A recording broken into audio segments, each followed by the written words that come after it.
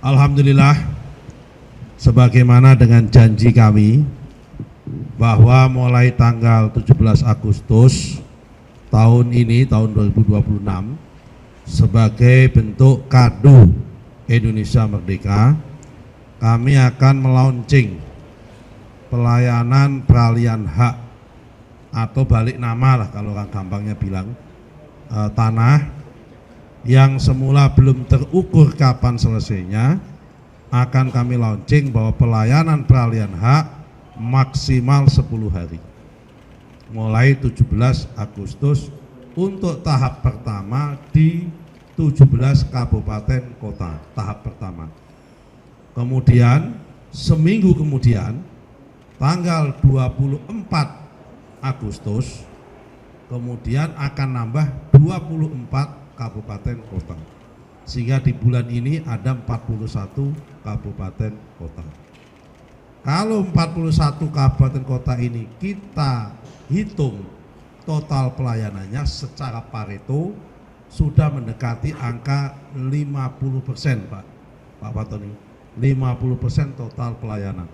Karena pelayanan di bidang pertanahan itu ternyata frekuensinya tidak merata. Jadi kalau saya hitung secara Pareto 70% itu hanya numpuk di 76 kabupaten kota. Nanti akan kami selesaikan dalam waktu 3 bulan ini yang 76 kabupaten kota. Salah satu the bottlenecking, salah satu ya, kami nggak menyebutnya semua. Salah satu the bottlenecking yang membuat lama pelayanan peralihan hak saat ini adalah verifikasi atau validasi pembayaran BPHTB di masing-masing Pemda.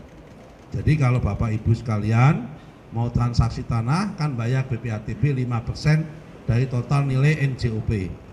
Ini menggunakan pendekatan dan prinsip self assessment. Karena menggunakan prinsip dan pendekatan self assessment, maka nanti pihak petugas pajak atau dari Bapenda, Badan Penerimaan Daerah, Pak ya, Pendapatan Daerah, itu yang melakukan verifikasi. Nah, verifikasinya ini waktunya belum seragam. Ada yang sampai 48 hari, ada yang cuma 5 hari, ada yang sudah menggunakan pendekatan fiktif positif, yaitu DKI Jakarta, Kota Tangerang, dan Tangsel, yang sudah menggunakan pendekatan fiktif positif, sehingga relatif lebih cepat. Tetapi daerah-daerah yang lain itu rata-rata kalau dihitung secara nasional masih antara 20 sampai 26 hari rata-rata. Ada yang cuma 14 hari, tapi ada juga yang hampir 40 hari. Tapi kalau dihitung rata-rata itu antara 22 hari sampai 26 hari. Nah, dengan adanya target kami pelayanan peralihan hak 10 hari, maka kami minta kepada Pak Mendagri sama Pak Dirjen Patoni, alhamdulillah disetujui dalam bentuk sementara ini dalam bentuk pelayanan namanya surat edaran bersama, yang itu nanti intinya perintah kepada Pemda dan perintah kepada kantor BPN untuk melakukan PKS, perjanjian kerjasama. Dua hal. Pertama, kerjasama integrasi data antara NOP, nomor objek pajak, dan NIB, nomor induk bidang tanah. Ini teknis sekali. Nomor dua adalah kerjasama supaya apa? Supaya verifikasi atau validasi BPHTB-nya cuma 3 hari dan menggunakan pendekatan fiktif positif. Artinya kalau selama 3 hari tidak diverifikasi maka dianggap setuju. Kemudian setelah itu masuk akte jual beli, pembuatan akte selama 2 hari, kemudian masuk ke ATR BPN selama 5 hari, sehingga genap 10 hari maksimal peralihan hak harus sudah selesai. Kalau ada pelanggaran SOP lebih waktunya dari 10 hari di internal BPN, kalau pelanggaran SOP-nya berturut-turut 3 kali dapat SP1, kemudian 3 kali lagi dapat SP2, 3 kali lagi dapat SP3, kemudian dia dipindah sanksinya kalau sudah dapat SP3. 3 kali dapat SP3 karena pelanggaran SOP, akan kami pecat internal BPN-nya. Supaya Pak ini kami dalam rangka betul-betul ingin transformasi pelayanan dengan cara memberikan pelayanan dan kemudahan pelayanan kepada pemohon, yaitu kepada masyarakat.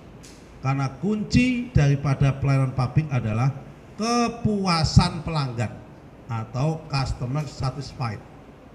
Kepuasan pelanggan itu harus diukur dari sisi perasaan dan apa yang dialami oleh pemohon, bukan petugasnya. Karena itu kami betul-betul ingin tanda petik menjadikan pemohon atau rakyat sebagai raja. Ibarat orang jualan, kami ini jualan, bagaimana supaya rakyat itu puas dengan jualan kita, karena kita ini pelayanan publik. Karena itu kami mohon doa restu, moga-moga di tahun ini transformasi ini berjalan dengan mulus dan sukses, serta tidak ada hambatan-hambatan, baik hambatan dari internal maupun hambatan dari eksternal. Kata kunci dari keberhasilan ini kami tergantung 3 hal, Pak. Pertama, koordinasi kami dengan Pemda. Mbahnya Pemda adalah Kemendagri. Nah kan yang penjaganya Kemendagri di bidang itu adalah Pak Fatoni. Kemudian kata kunci kedua adalah dengan notaris dan PPAT.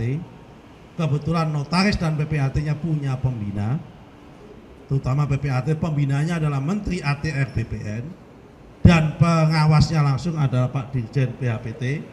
Jadi kalau ada pelanggaran nanti langsung dapat sanksi juga. Kemudian nomor 2, ketiga adalah kunci sukses ini adalah sumber daya manusia ATR BPN harus juga berubah.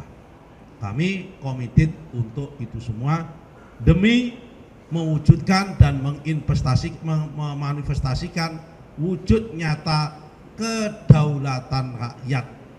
Kedaulatan rakyat dalam hal pelayanan publik adalah menjadikan rakyat sebagai raja dan dimudahkan urusannya. Kalau kedaulatan negara di bidang teritori adalah semua tanah, semua wilayah teritoris dijaga, jangan sampai diambil oleh negara lain.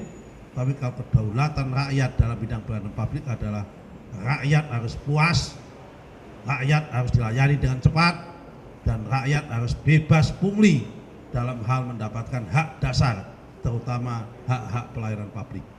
Demikian yang bisa kami sampaikan. Gak sempet baca? Dengerin aja, klik icon text to speech di okezone.com.